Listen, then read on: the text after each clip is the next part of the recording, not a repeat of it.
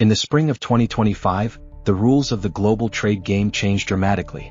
The US rolled out a sweeping set of tariff hikes, shaking up everything from cargo ships to air freight. This wasn't just a tweak. It was the biggest tariff move in decades. And if you're in logistics, sourcing, or trade, you felt it. Let's break it down. In April, the US announced reciprocal tariffs, raising import taxes on goods from over 60 countries. Chinese goods hit with a 104% tariff. Vietnam, Taiwan, Europe also slapped with new fees. And then came the shocker, a flat 10% tariff on all imports. No exceptions. That wasn't all.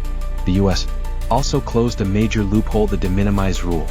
Before, packages under $800 shipped straight to US consumers were tax-free. But starting May 2nd, if that package is from China or Hong Kong, it now gets taxed. And for e-commerce giants like Shein and Temu, a whopping 90% tariff per shipment. Game-changing. So what did that do to shipping? First came the rush. Importers tried to beat the deadline, pushing up April volumes. US ports handled over 2 million containers that month. But it didn't last. Retailers paused. They waited to see how things would shake out. Analysts now expect volumes to drop sharply for the rest of the year. Rates spiked briefly in early April, but then reversed. By mid-April, spot rates were down 40% from January levels.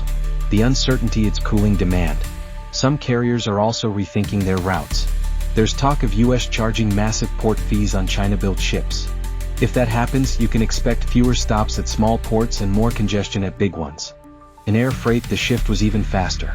Cross-border e-commerce platforms had driven big demand. Shein and Temu alone ship over 500,000 parcels to the US daily. Most went tax-free. Now every package from China pays up. Rates surged in late March with last-minute shipments. But by April they started dropping. Spot rates from Shanghai to the US fell from $5.75 kg to around $4.16 kg. Freight forwarders know this drill. When demand drops, prices follow. Platforms are adapting. Some are routing cargo to overseas warehouses first, then delivering domestically. Others are shifting production out of China to avoid the tariffs altogether. No one got hit harder than Shein and Temu. Their whole model relied on cheap, direct shipping from China. Now a $65 order could face $45 in taxes and fees. And that $197 Shein box at another $39 in duties. That they're pivoting fast. Building US warehouses. Shifting inventory. Exploring production in Vietnam and Mexico. But that shift won't happen overnight. Meanwhile, shoppers are feeling the squeeze. FedEx also felt the sting. When tariffs were announced, their stock dropped 7% in one day. Suddenly, millions of packages needed customs declarations and tax collection. FedEx, UPS, DHL, they all had to change how they process shipments. FedEx is now investing in automation and customs tools. They're helping customers understand tariffs, offer consulting, and find new routes. The message: survive the chaos, support the client, and stay agile. So where are we headed? The old playbook is gone. Logistics teams everywhere are rethinking sourcing, trade lanes, and fulfillment.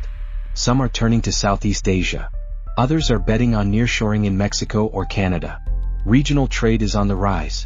This tariff storm is a real test. But it could spark innovation. Smarter supply chains. More resilient networks. And new opportunities for those ready to adapt. Because in global trade, agility isn't just a strength, it's survival.